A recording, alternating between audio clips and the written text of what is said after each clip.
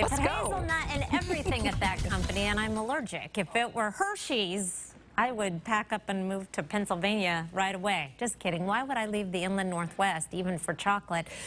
Except our weather not the best as we get into the middle of the week. We have an excessive heat watch Wednesday afternoon through Friday evening for the entire region. Highs in the upper 90s and triple digits. We see excessive heat watches issued fairly infrequently around here, and the National Weather Service looks at the heat risk when they issue these. How much above average are the temperatures going to be? The time of year in June, they may look at things a little more seriously than late August because you get acclimated to the temperatures supposedly by this time, unless they're really hot like they're going to be.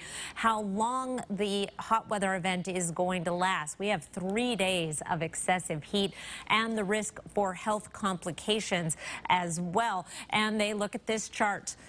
The red and magenta, if we're in these 3 and 4 range, at least 24 hours out, they will issue a watch. If it is 24 or less, they will issue a warning. And we are looking at complications possible for the entire population, depending on exposure. It is a ridge of high pressure over the entire western United States that is creating this potential for record heat across the entire region. In Spokane, we are going to make a pretty good run at a record on Thursday. Ridge of high pressure keeping the clouds out for the most part. We've seen a few drifting through and that persistent haze. Nationally, the big news is going to be the heat across the western U.S. We do have some severe weather right now breaking out in eastern Colorado with severe thunderstorm warnings in effect in a number of locations.